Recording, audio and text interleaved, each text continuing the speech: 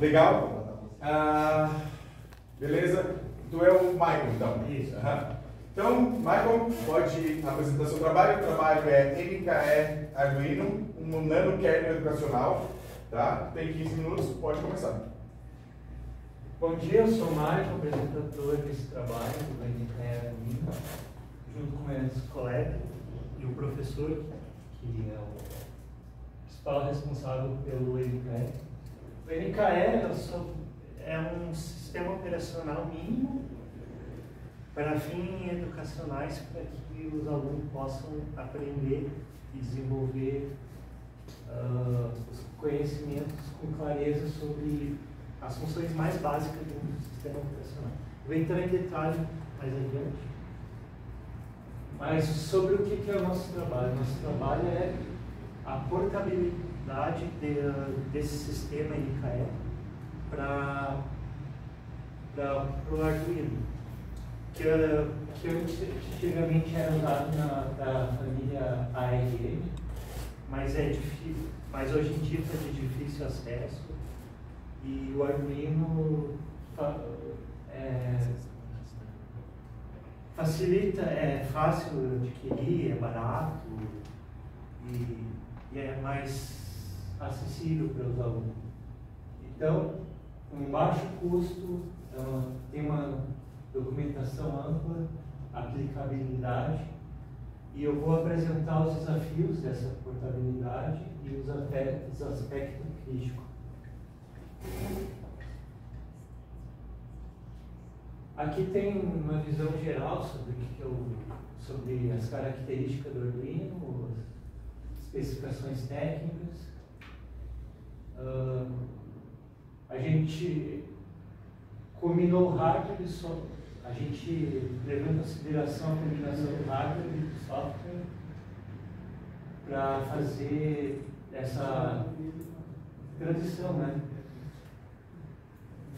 Então, o que é o NKE? O NKE é o sistema operacional que a gente vai migrar. Levando em consideração essas características para o desafio. Eu vou explicar um pouquinho melhor o que é o NKE. O NKE, como eu falei, tem as funções mais básicas do sistema operacional, multitarefa. E como é multitarefa, ele precisa de sincronização. E cada tarefa tem seu próprio contexto e elas vão disputar o processador. E a gente usou o algoritmo do Hall com prioridade.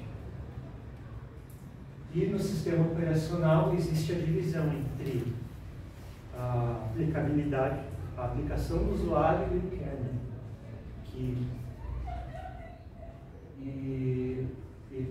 Os programas do usuário têm níveis diferentes do sistema. E quando o usuário precisa de uma funcionalidade do sistema, aí ele faz uma chamada do sistema, que antigamente era uma instrução chamada SWI. Então, os recursos desse sistema é criação e destruição de tarefa, semáforos para sincronizar as tarefas, temporização, uma tarefa pode dormir e esperar um processo com funções de sleep, e entrada e saída, como nkprint e nkread. Então, esse sistema que existia, a gente levou em consideração a flexibilidade do código em si. Tinha o trabalho anterior, e a gente aproveitou várias rotinas que já existiam antes. Do semáforo, temporização, rotinas de entrada e saída. Mas, agora, para fazer o porte, a gente enfrentou algumas adaptações críticas. A gente teve que implementar algumas rotinas novas no salvamento e restauração de contexto. A tarefa tem contexto, tem valores nos registradores. Quando é trocada a tarefa, aqueles valores dos registradores que ele está operando, ele não pode ser perdido, então ele tem que ser armazenado para ser restaurado depois que essa tarefa voltar para o processador. Então, a tarefa está trabalhando, quando ela perde o processador, ela fica esperando a próxima entrada. Não, ela entra no modo de espera para dar espaço para as outras tarefas trabalharem. Só que ela precisa ter todo o contexto, manter a identificação. Eu vou mostrar mais alguma coisa sobre o contexto depois. E nesse novo sistema do Arduino não existe a instrução SWI. Como solução, encontrou como alternativa à desabilitação das interrupções. Quando uma tarefa é invocada, a gente desabilita a interrupção quando ela é uma rotina do kernel para fazer chamadas de sistemas. Não pode ocorrer interrupção quando o sistema está fazendo um atendimento.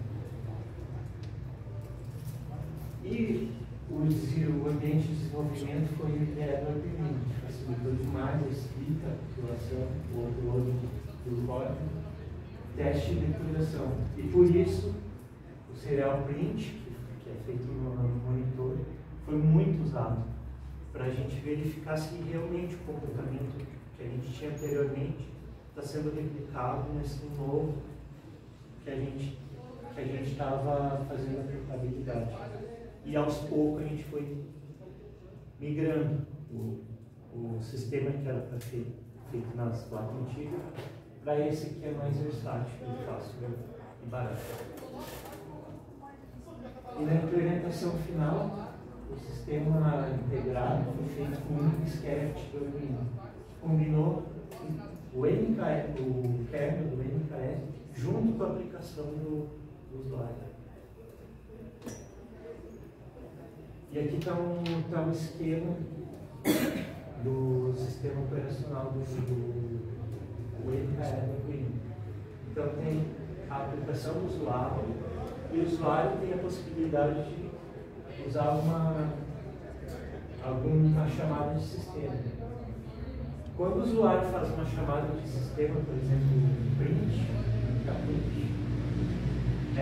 aí ele passa para a chamada de sistema que vai fazer a rotina correspondente ao que o usuário fez.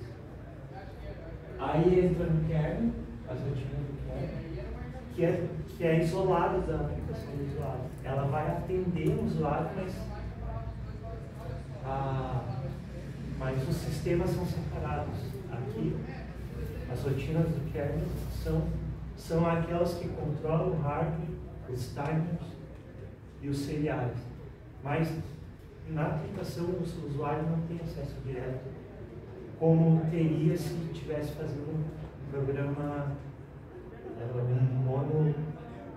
se estivesse fazendo monolítico, né? Então aqui a rotina do kernel está fazendo esse controle de multiprogramas. Alguns vão estar em modo de guarda pronto, outros vão estar bloqueados por causa da sincronização do semáforo por Smith, e outras vão estar na lista esperando a vez de para rodar. E aqui estão sendo. E essa lista pode ser manipulada com a aplicação do usuário. Então esse tipo de sistema é para mostrar para o aluno como é que funciona o controle mais básico do sistema operacional sobre o hardware, como ele trata a competição desse programa no hardware e como esse processo ocorre no terminal, no nível do usuário, até no nível do kernel. Então, basicamente, aqui está o que eu acabei de demonstrar ali, o usuário faz uma chamada o user call, que é da aplicação, passa pelo call SWC e depois pelo system call, que é a função call SWC desabilita as interrupções para passar e passa os parâmetros e invoca a rotina adequada. Então vai ter chamadas, vai ter as funcionalidades que eu mostrei.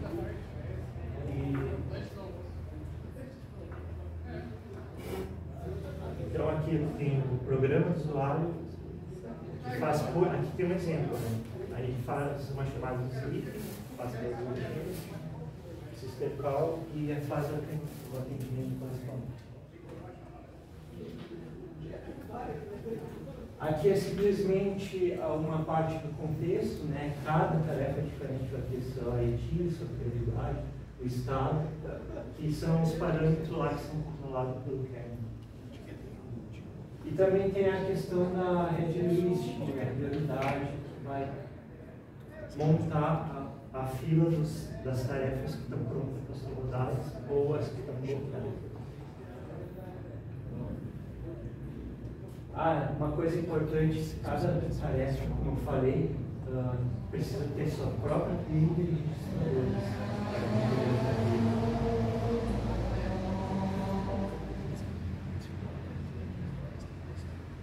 E no escalonamento de tarefas, como eu falei, tem um round. E na troca de tarefa, cada vez que é feita, existe uma lista de tarefas a ser executadas. Então ela tem uma prioridade, a gente usou um bubble sort para botar a tarefa na posição adequada na lista, de acordo com a prioridade. E quando não tem tarefa pronta para rodar, roda um while zero, que só serve para aguardar a tarefa, ela não faz nada. É um while zero. E quando a tarefa entra no processador, ela restaura o contexto, que é esse parâmetro que eu mostrei.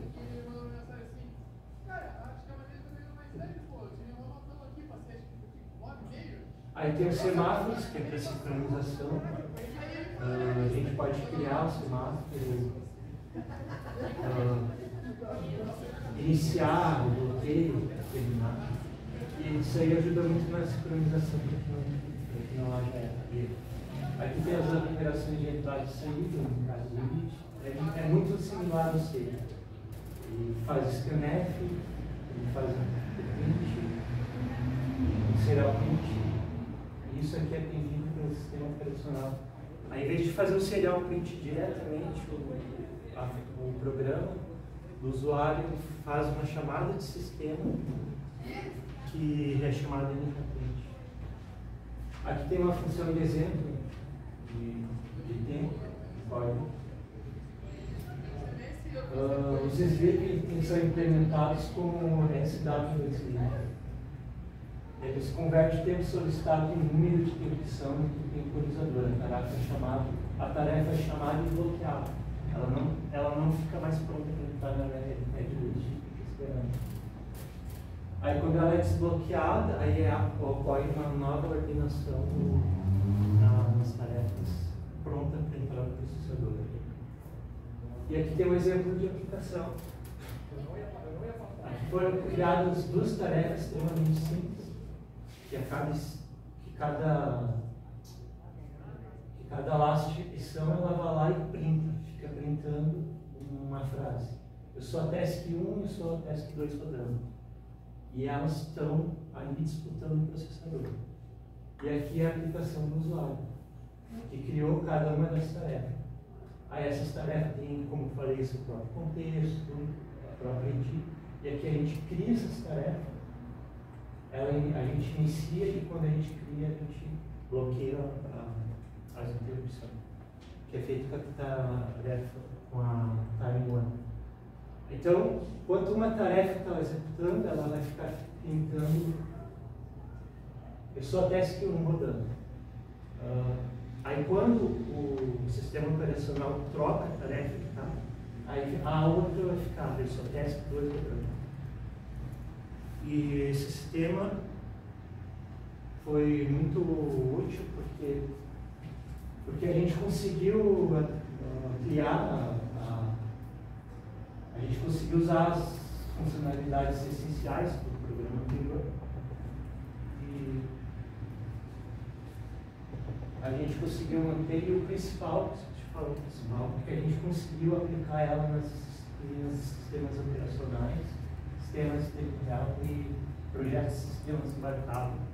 A gente botou na prática o projeto já migrado para outro sistema e funcionando e com todo o apoio didático que a gente conseguiu fornecer. Isso. Acabou o tempo. Parabéns.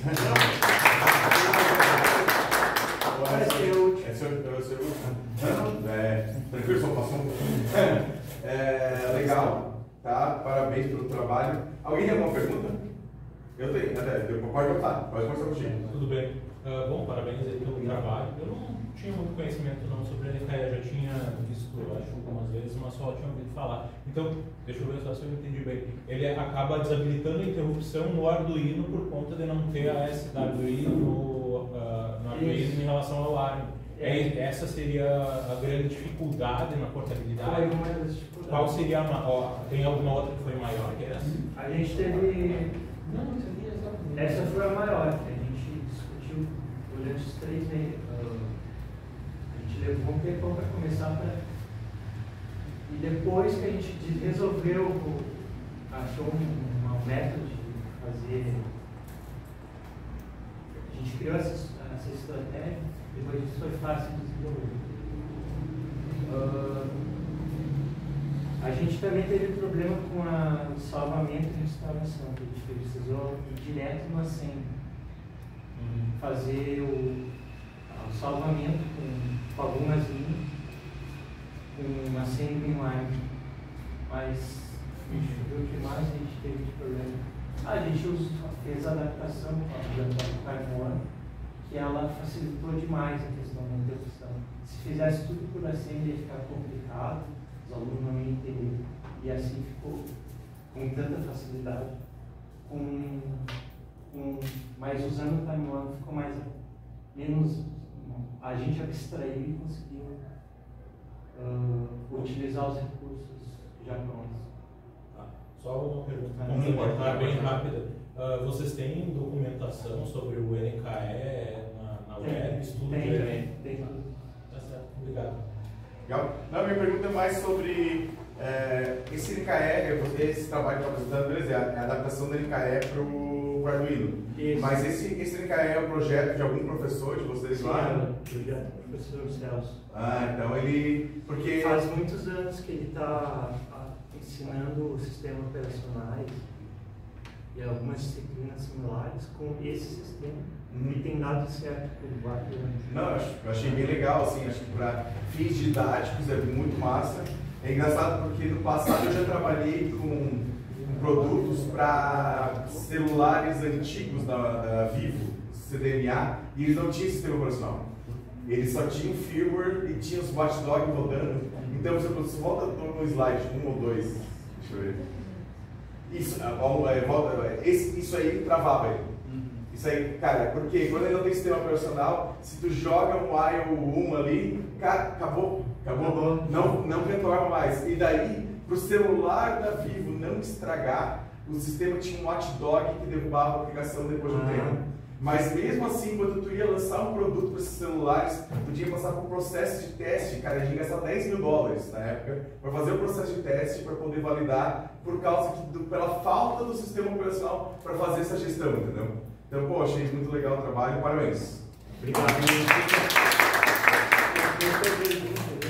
Tem uma pergunta? Pode perguntar. Não, eu queria para o senhor, na verdade, sobre o sistema. É que, tipo assim, ele não chegou, ele comentou por cima, mas é que esse projeto já é desenvolvido há muito tempo lá na unidade, né?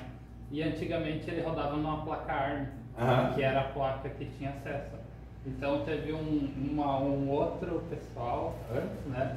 Que desenvolveu todo esse sistema. Sim, então, é isso que eu ia perguntar, porque parece que isso foi desenvolvido do zero. Alguém pegou e desenvolveu isso do zero. Sim, é que o professor da área lá de sistemas operacionais, ele trabalhou muito com o Unix.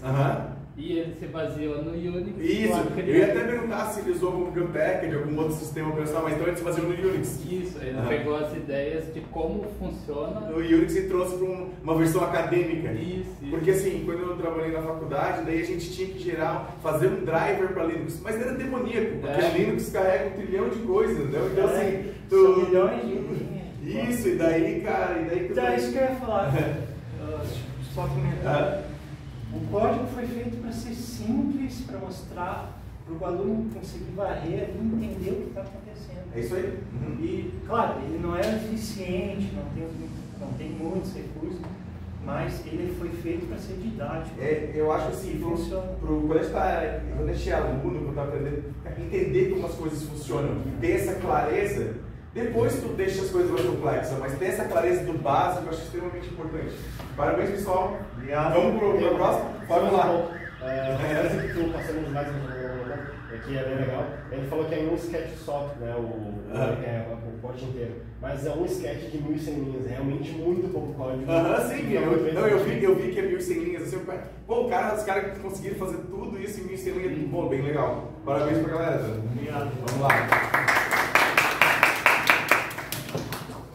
Ó, tem um vizinho de apresentador.